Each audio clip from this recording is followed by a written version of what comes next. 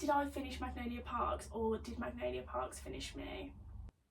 Hello and welcome back to my YouTube channel. Today we'll be talking about the Magnolia Parks series. If you don't know what Magnolia Parks is, then clearly you've been living under a rock, because this series has taken TikTok, BookTok by storm, and I'm just going to talk you through it, why I think you should read it, what things to think about before you do. So yeah, let's get into it. Magnolia Parks is a 5-book series. The 6th book is currently being written. It basically follows the lives of Magnolia Parks and Daisy Haight as they make their way through London's elite society and the tumultuous love affairs that they have throughout their kind of adult love lives. So book 1 in the series is Magnolia Parks. These are kind of the English covers of them. They're kind of a bit tacky, a bit garish, but you know, we're here for it. The American versions, the American hardback versions are really pretty. So like, for example, here they are. So I'm saving up a little bit of money to buy like my favourite book in the nice version, but this is just the copy that we've got here. So yeah, book 1 is Magnolia Parks, kind of like Made in Chelsea meets Gossip Girl. So it's kind of trashy, it's just a straight romance book basically, but book 1 follows Magnolia, as the title suggests, and kind of where she is in her adult life after breaking up with her like childhood sweetheart BJ Valentine. And the book kind of revolves around the premise of like how many loves do you get in a lifetime and how they find their way back to each other. Do they find their way back to each other? And that's what the series kind of like follows along. It is a very much like, it's literally pure romance, but that's not a bad thing. And then the 2nd book follows Daisy Haight. So she is within the world of Magnolia Parks, but she's from the like, not the seedier side of London, but like her book has a little bit more danger, a little bit more tension, because she is the sister of one of London's crime lords, so Julian. So in Magnolia Parks we get Magnolia and BJ as the POVs in the book series, and we learn about their friendship group through like, you know, the different scenes, the different like places the characters go. So Christian Hems is one of BJ's friends that before like kind of the book started, Magnolia also had a kind of thing with it was like longing on Christian's part for Magnolia. But then what's nice about Daisy Haight is we have Daisy, and then Christian gets his own point of view, so he goes from being a side character in Magnolia Parks to like a main character in Daisy Haight. So the POVs we get in Daisy Haight are Daisy, her brother Julian, and Christian Hems. So just setting that up, every book that has Magnolia in the title follows Magnolia and BJ, and every book that has Daisy in the title follows Daisy, Christian and Julian. Comprende? So yeah, what I like about this series is it's quite cool. It's also kind of painful because you'll finish Magnolia and the events that happen here, and then you'll want to go straight on to like the next book that has the events for Magnolia, but then book 2 will be a Daisy book. So every other book follows the other girl. So 1 is Magnolia, 2 is Daisy Haight, 3 is Magnolia, 4 is Daisy Haight. This American hardback is the prettiest of all of them. Agreed.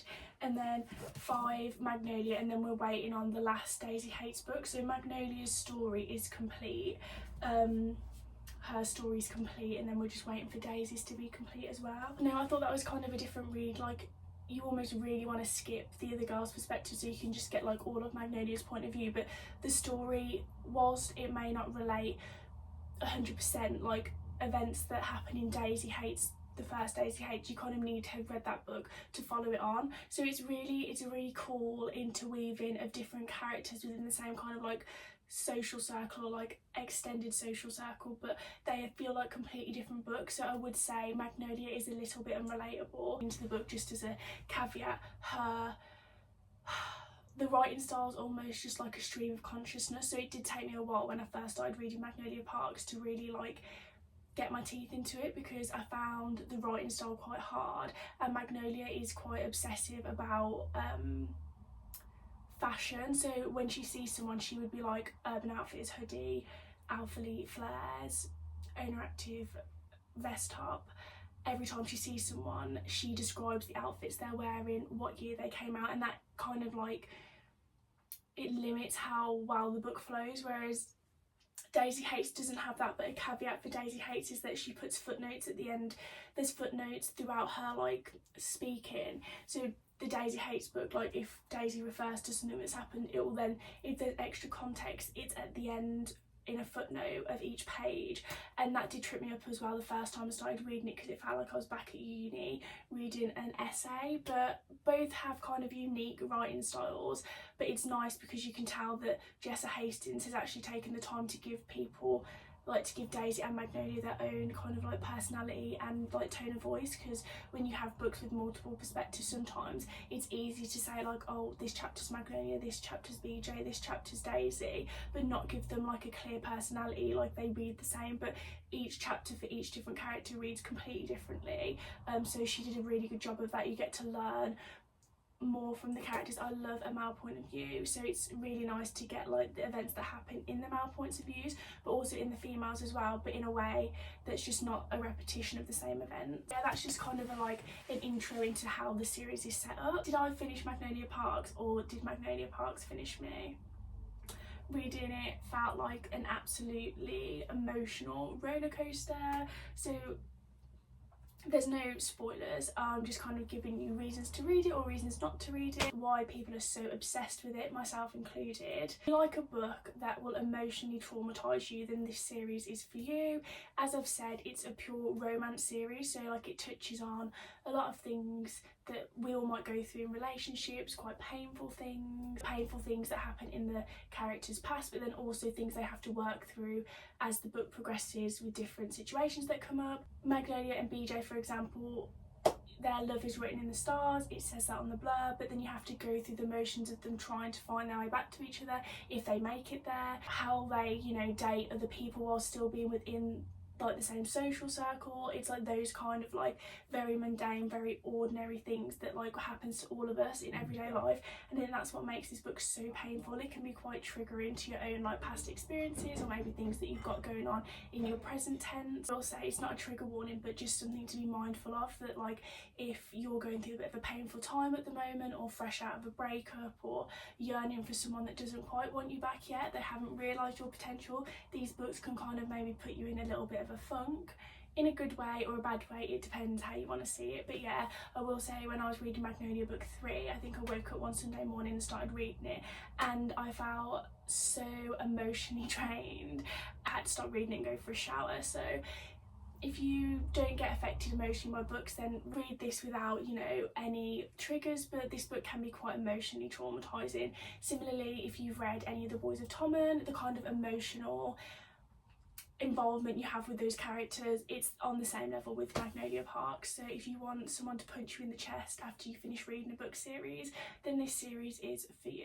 Also say like the things that Jessa Hastings writes is quite poetic, so even though it's just a love story for both of them, how she like frames what love is to people and how relationships kind of affect how you go through your everyday life, I think is quite poetic.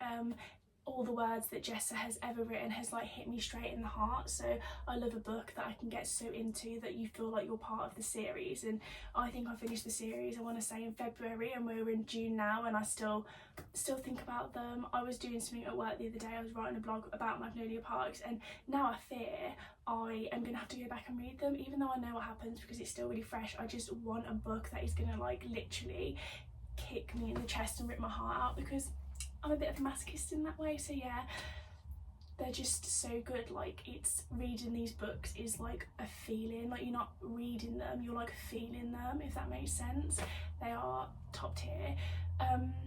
I would say though, out of the two, I think I lean towards Daisy Hates a little bit more, because there's a little bit more than just the romance. So as I said, Daisy's brother is a gang lord in London, so we have that added element of danger, whereas Magnolia Parks is like a very she's quite highly strung. She's a little bit unrelatable because she just seems to like, other than her love life, like she has quite a nice life, whereas Daisy has yearned for a normal life for her whole life. She's training to be a doctor, but she's like caught up in her brother's crime and criminality, and then she gets even more entangled in that with her relationship with Christian, because Christian's kind of also part of that. So it's quite interesting. It adds another layer of tension and a bit more intrigue and mystery, whereas all we do for Magnolia Parks is just like yearn for her and BJ to communicate.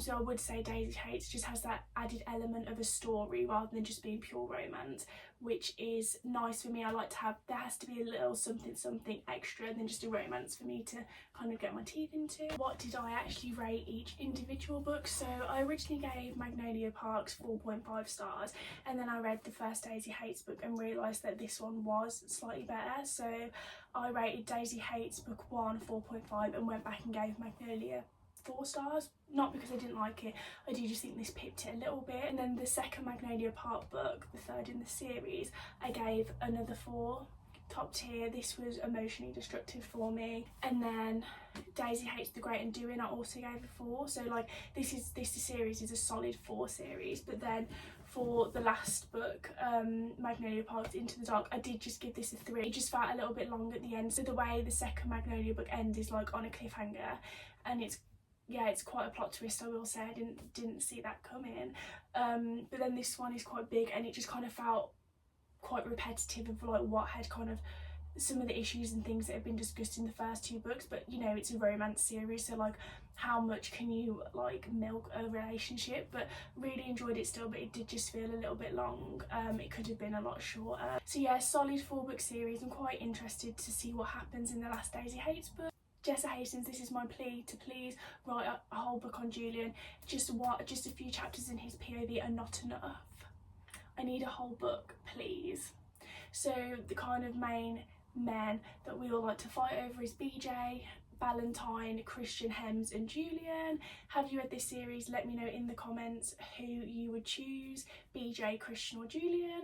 I'm kind of float between all 3, depends which book I'm reading as to who gets my final vote, but I would love a Julian book, then he might get my full undivided attention. Yeah, so if you want a book that is going to punch you in the chest, this series is for you.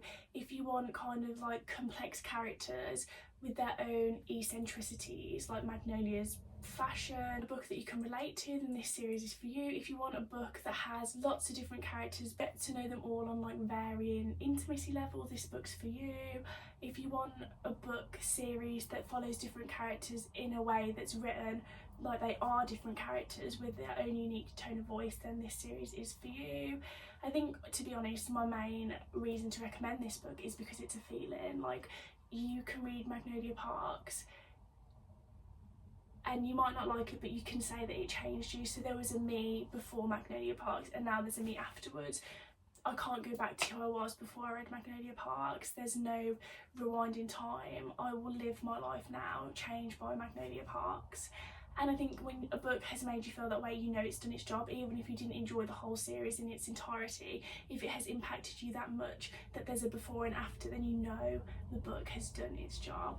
And I don't know what Jessa Hastings puts into her books, but I want to inject every single one of them into my veins, as I said with The Conditions of Will in my little review here, which is a completely separate book to the Magnolia series, but just as good, let me tell you. So yeah, that was my whistle stop tour through the Magnolia Park series. I didn't want to give too much away. It basically follows relationships and it's hard for me to talk about the books in more detail without kind of giving spoilers, and I wanted this to be like a spoiler free summary of the book series. So I admit my review is probably somewhat vague. However, like I say, if I can invite you to read the series with one kind of hook, it's that you will be changed after you've read them. So for any romance readers out there who are sick of these cringy, cheesy little romances, not hating, sometimes they do the job, but if you want a romance series that you can't go back from, that really, you know, gets into the nitty gritty of what, you know, real life relationships are like. It's not this happy ending, happy ever after, you have one fight and then suddenly you're attracted to each other and the deed's done and that's it. This really explores like relationships on like a human level and a realistic level that happens in reality. Like, it's a romance book that could literally be someone's own romance in real life rather than a movie or a rom-com. It's really realistic, and I think that is why this book series is so popular, because it speaks of themes that unfortunately we all go through. Maybe you can heal through reading these, or like I say, it can bring up past trauma for some people. But yeah, such a good series. I can't wait for the last book in the series, and I will definitely be rereading them ASAP because February was a while ago now. So yeah, thank you for listening to my somewhat chaotic review of the Magnolia Parks series. Let me know in the comments if you read it, if it's on your TBR, which out of the two do you prefer, Magnolia, do you prefer Daisy, and then yeah, which book boyfriend would you choose, Christian, Julian or BJ? Thank you for listening to my video, and I hope to see you in the next.